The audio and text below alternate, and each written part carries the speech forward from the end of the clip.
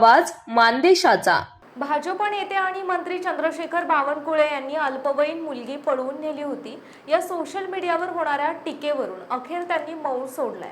सांगलीमध्ये बावनकुळे यांनी आपल्या लग्नापूर्वीचा खुमासदार किस्सा सांगितला। अल्पवयीन मुलीला पळवलं या गुन्ह्याखाली त्यांना 7 दिवस तुरुंगामध्ये काढावे लागल्याचं देखील त्यांनी सांगितलं आहे। आता मी जेव्हा आमचं जुळलं दोघांचं प्रेम तेव्हा ती 16 वर्षाची होती, मी 20 वर्षाचा होतो, दोघे अल्पवयीन होतो। आता अल्पवयीन असताना सरिताताई तुम्ही साक्षी आहे, आम्ही दोघं कयामत से कयामत पिक्चर पाहायला गेलो।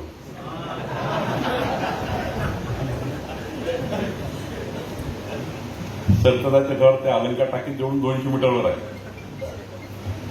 त्या कयामत से कयामत पिक्चर पाहून बाहेर आला, पोलिसांनी आम्हाला पकडलं फुलारी जायला। म्हणजे आता आम्ही लहान लहान दिसतो, छोटे छोटे 20 आणि 16। तर पोलीस म्हणे मुलगी कोण आहे, तेव्हा घाबरलो पोलिसांना आम्ही।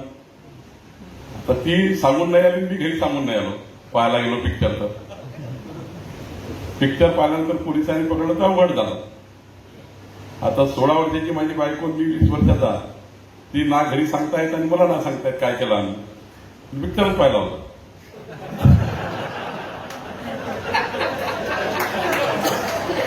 त्या काळात काही फालतू चालायचं नाही, त्या काळात होता। आता हा काळ 40-35 वर्षापूर्वीचा काळ। तर पिक्चर पाहून आल्यानंतर पोलिसांनी पकडलं, सरळ सीताबर्डी पोलीस स्टेशनला पुढारी साहेब तुम्ही घेऊन गेले। तिथे कारण नसताना माझ्यावर अल्पवयीन मुलगी पळवून नेली म्हणून केस लावलं। हा, पळवून नेली। 363, 367 टाकायचं पोलिसांच्या भाषेत, 363, 367। मी 7 दिवस सेंट्रल जेलमध्ये राहतो। सेशन कोर्टाची ट्राय झाली, कारण 363, 367 सेशन ट्रायल आहे। मला 1.5 वर्ष कोर्टात जावं लागतं। माझी बायको जी झाली आहे ती वारंवार सांगायची, मी पळून नाही आलो, मी दोघे पिक्चर पाहायला आलो, मला कोणी पळून नेलं नाही। पोलिसांना ती वारंवार सांगायची, मी काही पळून नाही आली आहे, मी पिक्चर पाहायला आली आहे। पण नाबालिक मुलीचं बयान घेतं कोण? तिच्या आईवडिलाचं बयान घेतलं, आईवडिलांनी सांगितलं हो बाई।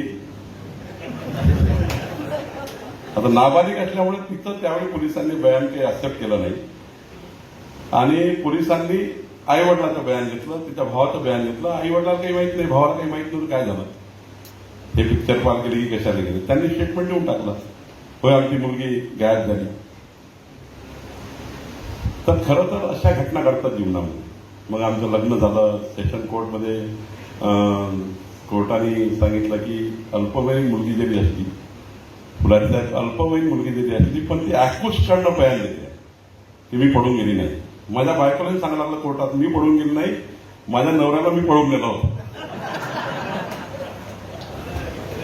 आता इतक्या वर्षानंतर, 37 वर्षानंतर एक इन्फ्लुएन्सर धाराशिवचा, तो माझ्या जीवनावर टीका करतो आत्ता 4 दिवसापूर्वी, आणि म्हणतो की बावनकुळेंचं आयुष्य असं आहे की लहान लहान पुढे पळवून नेल्या, हे केलं ते केलं।